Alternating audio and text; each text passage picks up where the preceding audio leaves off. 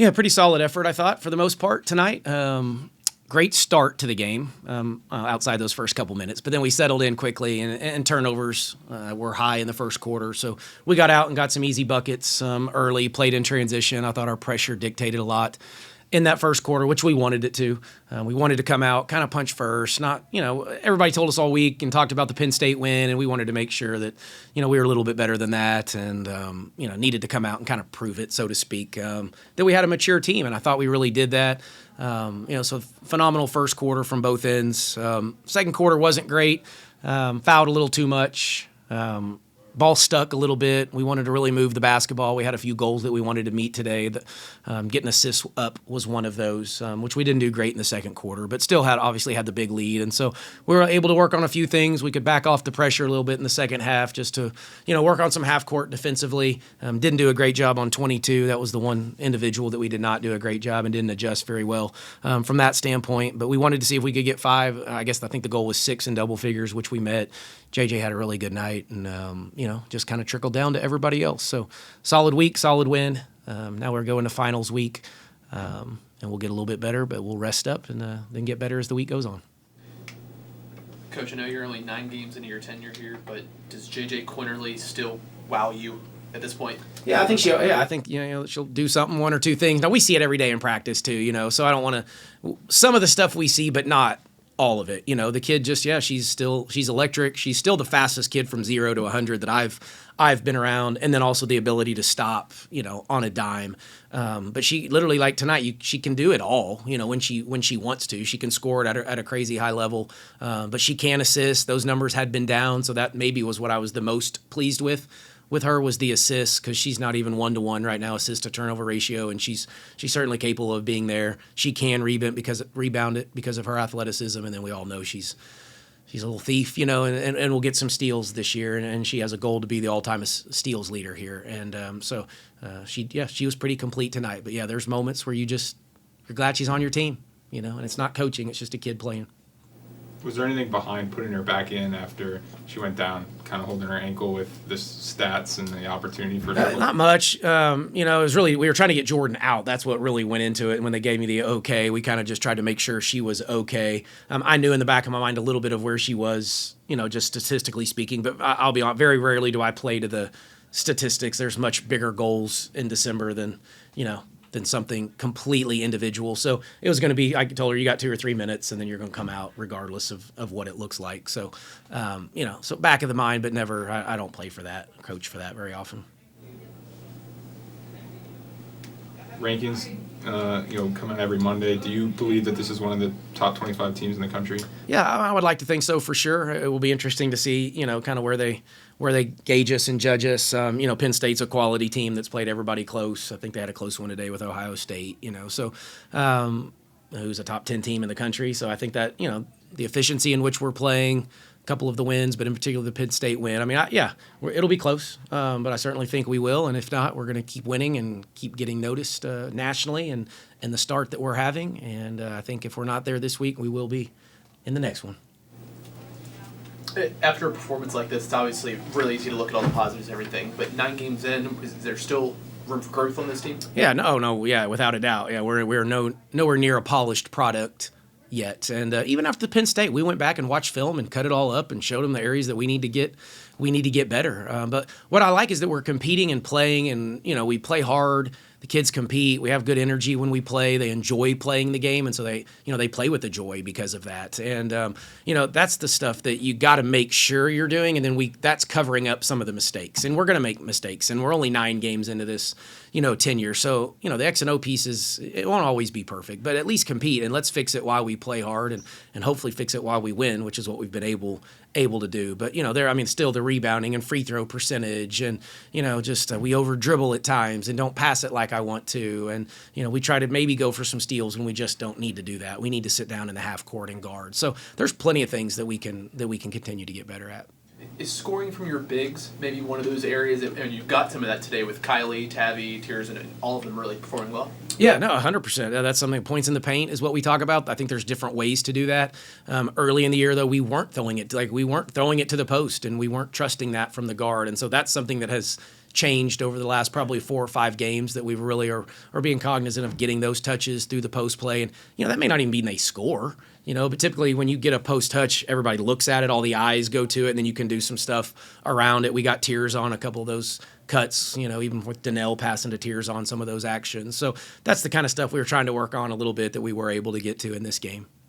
Coach, when you were talking about JJ's the assist numbers, obviously Jordan's assist numbers have been really good this year. So I mean, obviously I kind of know why it's important to have another guard there, but to get JJ's assist numbers up, I mean, why the focus there when Jordan obviously. Well, I mean, a lot of it is because JJ's going to get so much attention, right? And so instead of always trying to score through 3 people, maybe even 4, because there's going to be a lot of attention on JJ is trusting the rest of your team and move the basketball. And it's really, we just always talk about making the right play, right? So put the ball in your best player's hands and then trust that they'll make the right play. We didn't say score. We didn't say you had to shoot it. We didn't say lay up mid-range 3. We just said make the right basketball play. Now, as coaches, it's our job to put them in the position and put the players around them and make sure they feel comfortable. So to answer some of your questions, that's coming, and we're starting to feel a little more comfortable. The more we practice, the more we get to play, the more reps we get with each other, we're going to feel more and more comfortable. So hopefully that was a part of it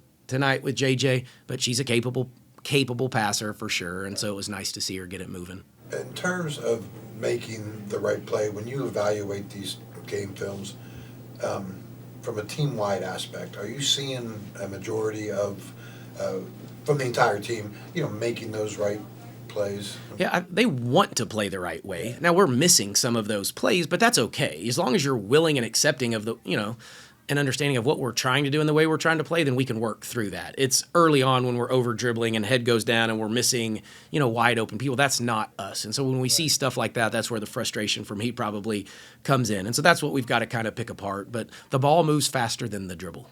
And so we want to make sure we really understand that concept. And there's times to dribble, but the ball can help you create long closeouts. And then when you get a long closeout, now you've got options. You can shoot it or you get the long closeout. That's when we want people to put the ball on the floor, and we want to trust the post players through the pass. So stuff that we talk about, and we're getting better at it. When you win a game this convincingly, do you put it to bed? Do you look at that film? Do you teach that film? What's the protocol there? Yeah, no, we'll watch it. Yeah, I think after every game. We're going to get better from every game, win or lose, or regardless of the score. Now, there's times we just watch a game, as the flow. So we may just watch the whole game. We may watch quarters. This one we probably would clip up a little bit more and just show them, what we want them to see. Some good, some bad, some probably in the middle. But, yeah, we'll probably clip it up. We're off tomorrow, but then we'll get back at it Tuesday morning, and we'll have some film for them. What do you say, if anything, to a shooter like Lauren, who obviously kind of had an off night, 0-7 from 3? Do you say anything to her about, staying confident, or do you not have to? Not much. That kid's pretty confident, and she can go for 7, and then behind it, the odds say she'll get it back. These games are sometimes hard for kids like Lauren because you're so open, and you're not used to being that open, and so you start to question, like, do I take this? Do I keep taking these? And, if they were coming out of good offense, we want her to keep shooting them. If you're taking them out of bad offense, then the basketball karma is just that it may not go in. And then it's find other ways. So she got at least the one layup, got to the free throw line, got the and one. So it's find other ways to still help score. And so she might have settled for only one that I was like, I don't know if you needed that one. All the other ones I thought those were Lauren Field shots, and I want her to take those, and we expect her to take them. So then we can go get a rebound because we expect her to take it. Kylie had a season high 16 tonight. What can you say so far this season about her development, and what have you seen so far that you like? No, really happy for Kylie. She's worked really hard. She was in the gym late, even after practice yesterday, getting some shots up. So she's had to battle it. It hasn't been the perfect start for her that she was probably looking for. So credit her. I'm happy for her. We needed that. I thought it was coming. You just don't ever know when. I didn't think it would take 9 games for her to get that, that type of game. But we're going to need her. She's a big player. Been in this, been here. Scored 20 plus, I think, against Baylor a year ago. Like, she's had some big moments, and so we need her, and we need Kylie to be consistent. But she can score inside, she can score outside, and we really want her to do both. And I think that's the challenge, is find ways to score in the paint, but then certainly we don't want to take the ability to stretch a defense and shoot the 3 from her. So, yeah, really happy that she found it tonight. The discussions, when you talk about top 25 stuff, and not this week, can you talk about that with the team at all, or is this just stuff that you mentioned to us? Yeah, we have not. Well, we briefly mentioned that we got a vote last week, but kind of more almost in a joking way, like, hey, guys, you got one. We got a lot of other people to convince, I guess, but somebody put us 25th on their ballot. And then Penn State had gotten ranked too, so that was really more of what it was than anything else. Now, when it happened, we'll talk about it and have a brief moment to celebrate it, because you work really hard to get there. Now, it's way harder once you get there. And I've been a part of some of those programs. Climbing the mountain's really difficult, but staying up there when you get there is extremely difficult. So we'll talk about it if or when it happens, and enjoy it briefly. But then after that, it's not something we talk about. Did you find out who the one came No, from? you don't know. Yeah, they should make that public, though. I always think we should know who people vote for, but no, you don't know. Okay. But we appreciate them. So whoever that is, thank you out there. Whoever that is, thank you. We appreciate the one. I don't know if there'd be an investigation or. Yeah, no, unfortunately not. With 2 non-conference games left, is there anything in particular you're looking for this team to tune up before they head to Kansas? Yeah, and I think there's quite a bit, to be honest. And it really depends on who you play. So what challenge, they'll each present different challenges for us. But some of that, what we've talked about, we've got to really focus and hone in on rebounding. That's just, we've known that. We're doing okay right now, but Big 12 play is going to be completely different. Still learning how to, play in the half court when we don't turn people over. Because that's going to come too when you play against Big 12 guards. We're not going to turn them over probably at the rate that we're turning some people over now. So, really those are the two that really probably stick out. Our turnovers get a little high. We may turn it over a little more than average just because of how fast we play, but we're getting a little careless with the ball, a little too much for my flavor at times. So, those 3 things, I guess, more than anything else. How do you prepare for Big 12 conference play whenever you have so many wins so far that are pretty one-sided? Obviously, this one today. But, Big 12 play, how do you try to prevent that, I guess, culture shock, that in that situation for when you get there? Well, Penn State helped with that, so we got that one out of the way, so that helps us. We've been through that one. I know Pitt's not having a crazy good year, but to go on the road in a rivalry-type game, we got to sense it and feel it a little bit there. And we've had a couple games. I guess it was George Washington game down in Puerto Rico. It was just a close, tighter game, so we got to go through that, which I would assume, obviously in the Big 12, you're going to have tighter games. Fourth quarter, those last possessions are going to be important. And then the last one is you just try to replicate it or duplicate it in practice as best you can. But the male practice team kind of can help us with some size and speed and strength, so that's kind of it's kind of all you can do. Any more questions for Coach? Thanks, everybody. Appreciate it.